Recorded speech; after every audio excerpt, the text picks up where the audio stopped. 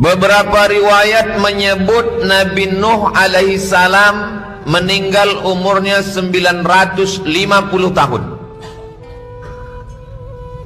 Lalu kemudian ada umat Nabi Muhammad sallallahu alaihi wasallam yang umurnya kata Nabi baina sittina wa sab'in, antara 60 sampai 70 tahun.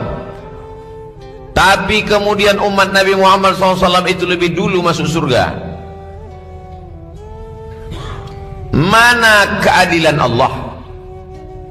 Kenapa orang yang umurnya panjang, hidupnya lama, ibadahnya banyak, bisa sama bahkan lebih mulia orang yang umurnya pendek? Ketika manusia mempertanyakan keadilan Allah, maka agama Islam memiliki keutamaan. Di antara keutamaannya adalah kelipatan amal. Salatul jamaati, salat berjamaah, tafdulu salat al-fadhi, lebih utama daripada salat sendirian. Bisab'in wa 'ashrina darajah, 27 derajat, 27 tingkatan, 27 level. Jadi kalau ada orang muslim salat berjamaah istiqamah selama setahun, maka umurnya bertambah 27 tahun. Begitulah kelipatan-kelipatan umur. Jangan menghitungnya hanya satu salat, tapi hitunglah istiqamah. Bagaimana jika ada seorang muslim setelah akil baligh 10 tahun, 20, 30, 40, 50, 60 tahun istiqamah salat berjamaah, amalnya lebih banyak daripada amal umat Nabi Nuh, Nabi Musa, Nabi Ibrahim alaihissalam. Itu jawaban logis. Tidak semua orang dapat menerima jawaban orang masuk surga karena rahmat Allah, orang masuk surga karena kasih sayang Allah. Mereka berpikir secara rasional, maka Islam memberikan jawaban rasional. Walaupun orang masuk surga itu bukan karena amalnya. Kata Nabi SAW, la yudkhilal jannata ahadakum amaluhu. Kamu masuk surga bukan karena amalmu. Wala anta ya Rasulullah, engkau pun masuk surga bukan karena amalmu. Wala ana, aku pun masuk surga bukan karena amalku. Illa ayyataghammadani Allahu birahmatih. Masuk surga karena rahmat Allah subhanahu wa ta'ala. Suatu ketika Nabi Muhammad SAW duduk dengan para sahabat. Nabi bercerita tentang orang umat terdahulu Bani Israel. Ada yang umurnya 80 tahun. Malamnya qiyamul lail, beribadah kepada Allah. Siangnya jihad fi sabilillah. La ya'sunallaha tarfata 'ainin. Tak pernah sekedip mata pun berbuat maksiat kepada Allah. Mendengar riwayat itu, sahabat-sahabat Nabi murung, bermuram durja. Mereka bersedih hati. Kalau umat yang terdahulu umurnya panjang, malamnya beribadah, siangnya berjihad, dan tak pernah buat dosa, lalu bagaimana dengan kita mencari nafkah, berniaga, berdagang, bertani, mengurus istri, anak, dan keluarga? Banyak silap salah dan berdosa. Solatnya sedikit, puasanya tidak banyak, sedekahnya pun biasa-biasa saja. Betapa jauhnya kita dari mereka. Allah Ta'ala yang maha kasih dan sayang tahu bagaimana sedihnya Nabi melihat para sahabatnya yang berduka. Datanglah malaikat Jibril membawa jawaban. Turunlah ayat, inna anzalnahu fi lailatul qadr. Kami turunkan malam Lailatul Qadar. Wa ma adraka ma Lailatul Qadar? Tahukah kamu apa itu malam Lailatul Qadar? Lailatul Qadri khairum min alfi syahr. Satu malam lebih baik daripada 1000 bulan. Lebih kurang 83 tahun. Jadi kalau ada seorang muslim dapat Lailatul Qadar satu kali, 83 tahun.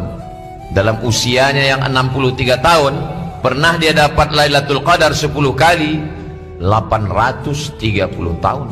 Rasional, mengalahkan amal-amal umat-umat sebelumnya. Itulah mengapa kata Nabi SAW ketika Sayyidina Umar bin Khattab membawa lembaran-lembaran Taurat.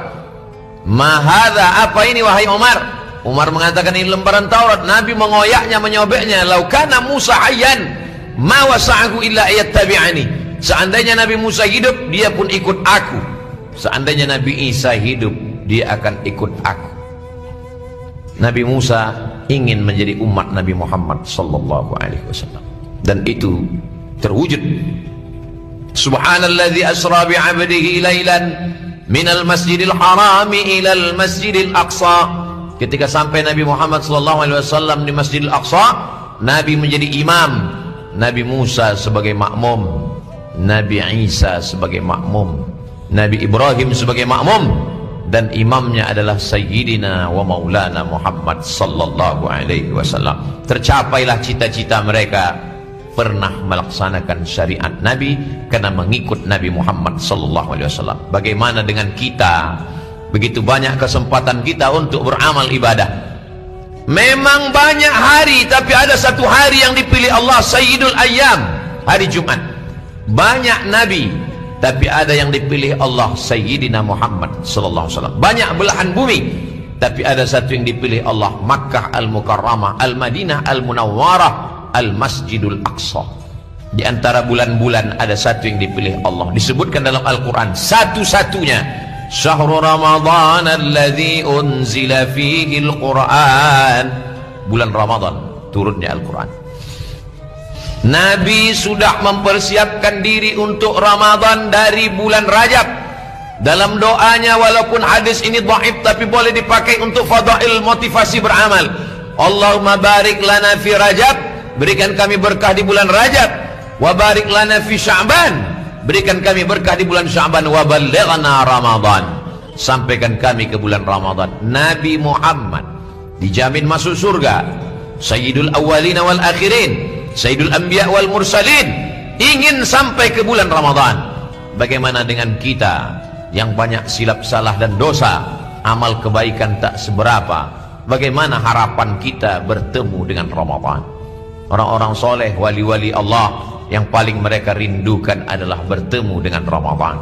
Berapa banyak orang yang amat sangat ingin berjumpa masuk ke dalam Ramadan, tapi ada yang lebih cepat lagi daripada keinginan. Ajal tiba, la yastakhiruna sa'atan, tak dapat ditunda walau sesaat, wala yastaqdimun, tak bisa dimajukan walau sesaat. Berdoalah sebelum putus asa, di malam-malam, di waktu yang mustajab, supaya disampaikan Allah. Andai tak sampai, innamal a'malu binniyat, segala amal dengan niat. Wa innamal likulli imri'in ma nawa. Orang yang berniat puasa Ramadan, orang yang berniat tarawih, orang yang berniat witir, mati dia sebelum Ramadan, malaikat sudah mencatatkan amalnya. Maka keluarlah ungkapan niyatul mu'min khairum min amalihi. Berapa banyak niat kadang lebih baik daripada amal. Apa maknanya? Apa maksudnya?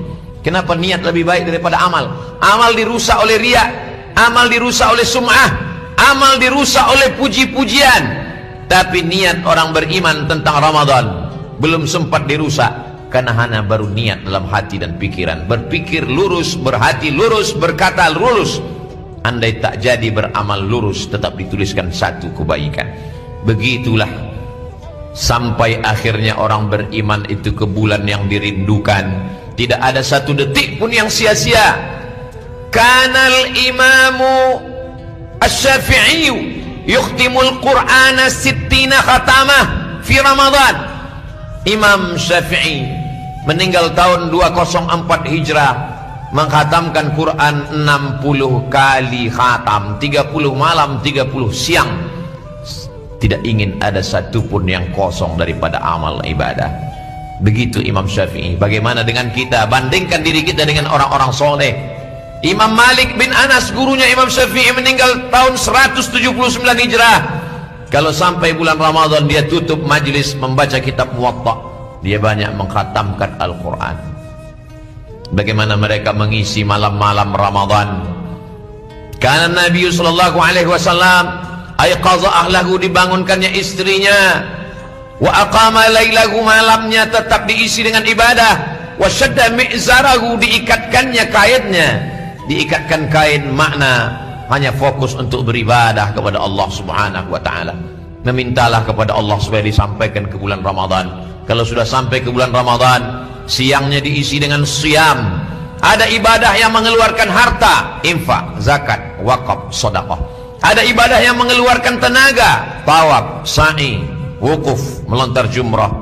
Ada ibadah yang mengeluarkan tetesan darah, jihad, mati fisabilillah. Tapi ada ibadah yang tidak mengeluarkan darah, ibadah tidak mengeluarkan keringat, Ibadah tidak mengeluarkan uang, ibadah tidak mengeluarkan tenaga. Ibadah itu bernama siam, puasa. Tahan makan, tahan minum, tahan mata, tahan telinga, dia sudah menjadi ibadah. Begitulah rahmat Allah Subhanahu wa ta'ala kepada orang beriman. Tidak ada alasan orang beriman tidak masuk surga karena tidak ada harta, tidak masuk surga karena tidak ada tenaga, tidak ada masuk surga karena tidak berdarah jihad. Diam, tahan lisan, tahan fikiran, kau sudah melaksanakan ibadah. Bahkan di antara ibadah yang paling dipuji oleh Allah Subhanahu wa ta'ala, as-sawmu li, puasamu untukku. Kenapa Allah mengatakan puasa untukku? Allah tidak berhajat, Allah tidak perlu, Allah tidak membutuhkan puasa kita. Tapi kenapa Allah mengatakan puasamu untukku? Karena ibadah yang paling minim riaknya adalah puasa. Puasa tidak diketahui tetangga, puasa tidak diketahui pasangan hidup. Kalau berangkat haji satu kampung akan tahu, mengantar ke airport, menyambut pulang. Salat semua tahu, melihat berapa lama tegaknya, sujudnya, rukuknya. Tapi puasa yang tahu hanya seorang hamba dengan Allah Subhanahu wa ta'ala. Kenapa puasa itu dinisbatkan kepada Allah? Allah tidak makan, orang berpuasa tidak makan. Allah tidak minum, orang berpuasa tidak minum. Allah tidak berhubungan kelamin, orang berpuasa pun tidak. Dia sedang berakhlak dengan akhlak Allah Subhanahu wa ta'ala, maka dinisbatkan kepada Allah. Kenapa bulan Ramadan dikatakan futihat abwabul jannah wa ghulliqat abwabun nar? Dibuka pintu surga, ditutup pintu neraka. Kata Imam Nawawi, maknanya busra, kabar gembira. Ketika kita mengatakan kepada orang yang kita sayangi, kita cintai, datanglah ke rumah saya, pintu terbuka 24 jam, pintu tetap tutup di waktu malam. Tetapi kenapa kita katakan 24 jam? Kabar gembira, saking bahagianya kita menyambut orang. Begitulah dikatakan pintu surga terbuka, pintu neraka tertutup. Wasuffidat asyayatin. Kenapa dikatakan setan-setan terbelenggu? Masih banyak orang yang buat haram, masih banyak yang melakukan perbuatan maksiat. Kenapa dikatakan setan terbelenggu? Imam Nawawi menjawab, ketika orang sedang berpuasa, setan berusaha segenap tenaga mengajak orang untuk makan, mengajak orang untuk berbuat maksiat, mengajak untuk ghibah, namimah, bicara aib orang lain. Tapi saat itu iman orang berpuasa amat sangat kuat, kokoh, tangguh, gagah, perkasa.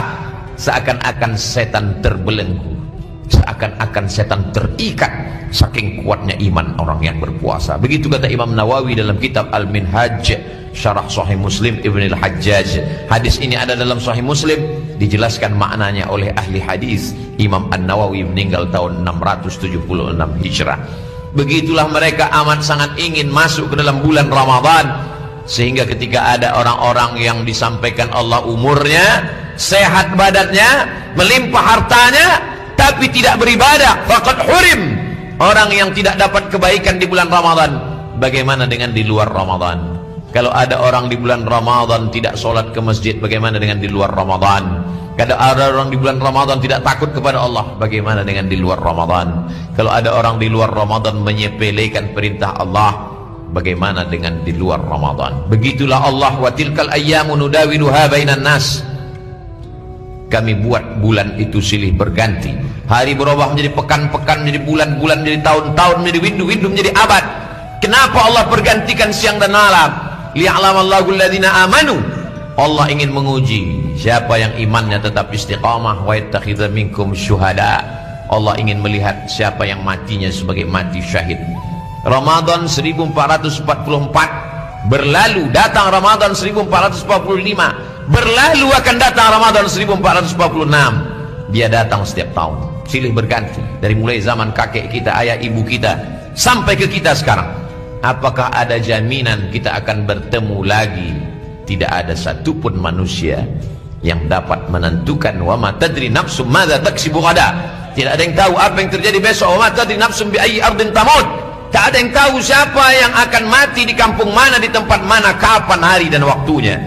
Allah Subhanahu wa ta'ala membuat kita hidup sampai hari ini untuk apa? Alladzi khalaqal mauta, Allah menciptakan mati, wal hayata, Allah menciptakan hidup, liyabluwakum ayyukum ahsanu amala. Allah ingin menguji. Allah tidak melihat siapa yang paling tinggi pangkat dan jabatannya. Allah tidak melihat siapa yang paling ganteng, bagus paras rupanya. yang dilihat Allah adalah siapa yang paling baik amalnya. Inilah bulan kesempatan kita untuk meraih amal-amal. Tapi jangan lupa, Ramadan bukan bulan menempuh amal. Ramadan adalah madrasah untuk membentuk sifat manusia. Keluar dari Ramadan menjadi orang yang amat sangat sayang kepada fakir miskin, karena dia merasakan lapar. Kalau lapar menyentuh hati, ringan tangan berbagi. Orang yang sudah melewati madrasah Ramadan adalah orang yang sangat takut kepada Allah, karena saat berwudu dia berkumur-kumur, air sekali masuk ke mulut, berkali-kali dia ludahkan, dia muntahkan, karena dia takut menetes merusak puasanya. Di bulan Ramadan orang amat sangat takut kepada Allah, merasakan kehadiran Allah, tidak memandang kepada yang diharamkan Allah, tidak mendengar kepada maksiat kepada Allah, tak melangkahkan kaki kepada yang haram, tak menyentuh kepada yang tidak diridhai Allah. Andailah rasa itu dibawa keluar Ramadan, andailah rasa itu dapat bersemayam dalam hati orang beriman, betapa indahnya istiqamah. Al-istiqamah khairun min alfi karamah. Satu istiqamah lebih baik daripada 1000 karamah. Idza ra'aitar rajul, kalau kau lihat ada orang yatiru fil hawa, terbang di atas awan, yamshi 'alal ma', berjalan di atas air, la tartar, jangan tertipu, jangan terpukau, karena setan pun bisa melakukan itu. Tapi terpukaulah melihat orang yang istiqamah, karena Allah yang dia sembah di bulan Ramadan, Allah itu juga yang dia sembah di luar Ramadan.